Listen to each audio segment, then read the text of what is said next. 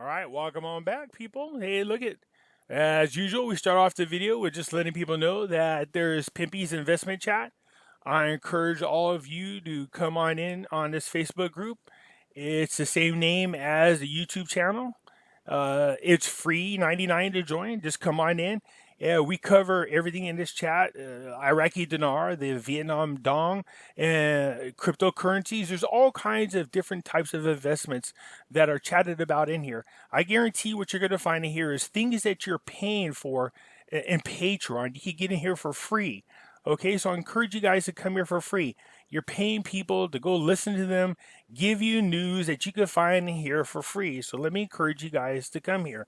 Okay, I encourage you to come to this group. The link will be found um, in the description. Okay, so having said that, let's get over here real quick to where I'm going. People, I want to go over some things with you. Some people are asking me, well, what kind of things are we looking for that will help the value of the Iraqi dinar increase? So I'm going to kind of go over some things here real quick. I stole these pictures from somebody else because I like them and it's easy to follow. So, all right. So I want you to think about this. When we're thinking about the value of the Iraqi dinar, these are things that can increase and decrease the value of the dinar. Now, keep in mind, this is separate from when it being reinstated or it being revalued. I'm talking about when the dinar comes out. I personally believe that the value is going to go up over time, and these are the types of things that we're going to be looking for. This also helps the dinar come out at a stronger rate from where it is right now as well. But so let's kind of go over this. So what you got to think about is supply and demand. So when the demand increases for goods and services and investment in Iraq, and they're paid for in the dinar, the value of the dinar will go up, of course. This is why it's important to the to Iraq that outside investors come into the country and start up businesses. This will help increase the value of the dinar. Okay, so think about that. Now, on the downside, if the central banks keep printing large amounts of the dinar, it leads to increasing the money supply. This will drive the value of the Iraqi dinar down. All right, so we need him to slow the roll on that. So speculation also plays a role on the value of the dinar. If speculators believe the value of the dinar is going to rise, they buy more of the dinar. This too increases the value of the dinar. Okay, so kind of keep that in your head. So there are other factors too that will lead to the value of the dinar. One of them is a stable government. Okay, so if outsiders don't feel that it is safe to invest in the country because the government is unstable, this is bad for the dinar. Stability in the government is important.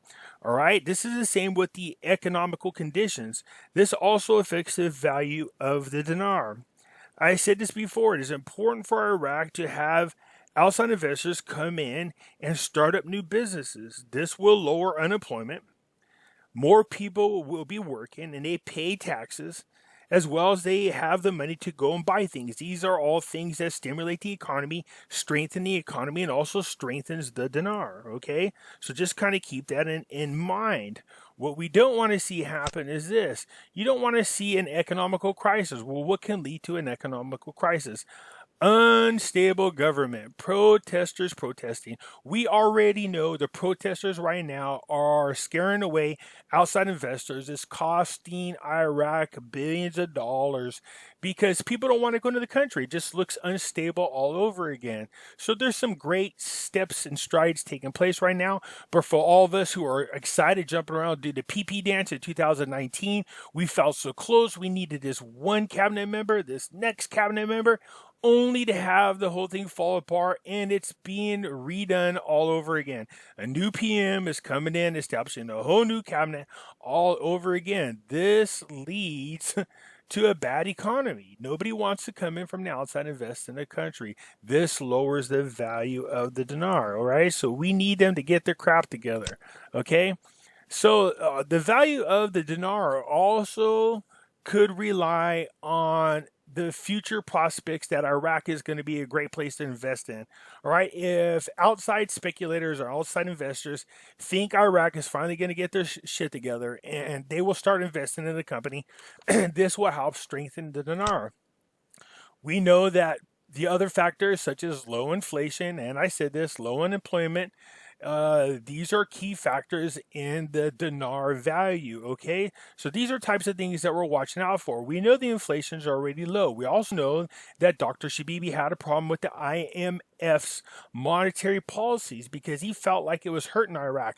The policies were benefiting were causing inflation to go low, but was not allowing for a lot of growth in Iraq economically. So he was not a fan of that. He's the one that suggested that we have a sweet spot, and there's a sweet spot of about $1.34 was the rate. Right, $1.34 is just high enough that inflation would stay low. It's also just low enough that outside investors would still feel tempted to come in and invest into the country. That's what we want to see. Okay, so if the future prospects for Iraq look really good, and we know that there's a high demand to come in and do business in there. All right, this will also increase the value of the dinar. So, okay, so just if you think about this, so all the things that are linked to the dinar, the value, whether it's strengthening or weakening, or just and are all just what's happening and what people think the future is going to be for Iraq. If the people think the government is going to become stable and outside investors will soon, they'll come in and speculators will start buying more of the dinar. So what we're looking for in Iraq, of course, for a stronger dinar is low inflation, low unemployment, sound economical policies, a stable government, outside investors to come in and create new jobs. We want people, we want the world to think that Iraq is a great place to invest in, and by doing so, there will be a higher demand for the dinar, and that will help us in the long run, especially in the future with for those of you who are going to hold on to part of your dinars. I think the rate that's going to come out is going to be somewhere in the mid area of what people think. I also think if you have enough to hold on to, it's just my opinion, that you hold on to some of it and wait about 5, 7 more years down the line, you're going to see the value of the dinars increase. Okay. So having said that, this leads me to this article. Okay. So there was an article that was written by Dr. Hermes, and he was talking about what was going on inside the Iraq. All right, this is just newly came out here, but I want to go over some of these things real quick in here because it touches a lot about what I was just talking about. All right, so Iraq is still in turmoil 4 months since the uprising, which happened in October 2019. The Prime Minister Mahdi has resigned. Alawi has been appointed, and already his appointment is being rejected by the uprising as it's affiliated to the post 2003 ethno sectarian political system. So already there's political uncertainty in the country and with its investment decisions in the public and private sectors. So this is exactly what I'm talking about. You know, for those of you guys have been waiting for so long, this is because these people can't get their shit together. All right. So we are looking for what I just showed you to happen. So let's go over a couple of things. Okay. On the political front, the new PM will need to prove by actions that he has the will and determination to serve the Iraqi people rather than bend to the ethno sectarian interests that have shaped politics and the economy post 2003, a system that normalizes corruption, sidelines the rule of law, freedom of thought and expression, peaceful gatherings, and a right to protest. All right, so these are all the things that's going on now. We see the protesters getting shot. That's not okay. Okay, so this is what we're talking about when it comes to stabilities. I'm going to leave the link to this article because it's real important. You can go through here and it's going to talk about the different things that need to be done. Okay, so some of the things that this person is talking about is let's take a look at this. Okay, so the brief note begins with a reference to the scale and nature of the public sector investment in Iraq. Taking a historical perspective, a set of challenges and opportunities is outlined, and some notions of priorities is set out. Finally, a few conclusions are drawn. Okay, so in other words, Iraq has to get away from just having oil as their main source of income. This is terrible because then they are really prisoner to any major event that affects the oil. If something should happen and it cuts off their oil production in any way, shape, or form, it really kills the economy. Okay, we don't want that to happen. They have to come up with new ways to generate money within Iraq. All right, so this article goes in and it talks about some of those things. Okay, let's see here. Okay, so it's talking about the different sectors in here, but there was a conclusion in here. Okay, um, let me get to it real quick.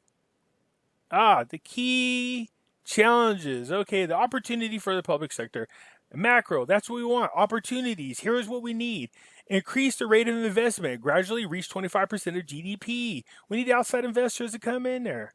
Under state control, a greater portion of the oil revenue must be allocated to investment in production and productive sectors and physical and social infrastructure than at present. In the long run, a sovereign fund must be established for emergency purposes to underpin pensions, social care, etc. Major infrastructure projects. We know about this. We've been talking about the infrastructures being launched. Infrastructure in Iraq. If the budget comes out and they are starting now, there's small portions of infrastructure taking place, but we need it to go full fledged. So airports, key ports. We know that Saudi Arabia is helping Iraq rebuild one of their main ports. Dams, highways should remain under state ownership for a long time to come until the Iraqi economy assumes some clear characterizations coming out of the backward state and until the private sector is in a position to participate on the basis of demonstrating economical efficiency, demonstrating good practice governance, and observing the rule of law. Okay, so there's also the health and education sectors should be regulated by the state compromising state provisions in the main. Okay, so look, I'm going to leave this in here, but again, this is everything we've been talking about for the longest time. But it also goes on here to talk about these are the things that are going to help strengthen the dinar. We need these things to happen. There's all kinds of things in here. Other key opportunities aside, you could go in here and read this. This is really good. I'm leaving this here for you. I told you guys a lot of times you won't see me go read all of this. You guys don't need me to do that. You need to start doing a little bit of your own research. But I found this article, all right? It was part of another news article, but I went into the PDF of it because also the PDF always has a much longer, expanded version of it, okay? So, and this is what this is. So look at these are the key country characteristics sought by investors, foreign and domestics. That should be the case within the private sector. So if you come here and you click it, it'll take you to another PDF, all right? And you'll see what these people are talking about. All right. So look at even Dr. Shabibi here talked about this, all right? Or Shabai, okay? Conclusions. So the conclusions are what we've already said many times before. Iraq is now back in a downward slope trend. And it just can't seem to get any footing. Every time it seems to be going onto the right track, something pops up as usual that affects what's going on in Iraq. No, there are no magical codes. They're going to help you guys get this thing set off. No, there are no aliens. No, there are no whatever the hell's coming over here to take care of this. Iraq needs to become more of a sovereign country. They need to get some solid footing into what's going on. Now, having said that, thanks to Trump, who just keeps taking out terrorist leaders like if he's at a damn carnival shooting stupid puppets that are going by. Man, this guy's knocking them out left and right. But the biggest one is General Somali. Okay, with Soleimani out, he again had a huge reach all over the Middle East. He was the guy leading and organizing a lot of these proxy wars. With Iran now hurting economically, they can't afford these proxy wars no more, and there's no more general running around to organize them. And every time a new leader comes out and speaks, he ends up with a missile in his mouth. All right, so Trump is doing great. He's doing exactly what he needs to bring stability to the Middle East. It is not a good time to be a terrorist under Trump. Okay, he is not going to send boots on the ground. He will just send a missile up your ass. All right, he's killed several top terrorist leaders. I don't want to name them all because I've named them several times. Go back on my old videos to look for that. All right, anyways, I just thought I would share with this. A lot of people are saying, what do we need to look for? This, in my opinion, is what we need to look for. I will leave these links. I appreciate you guys tuning in, and I appreciate all your time. Have a good one.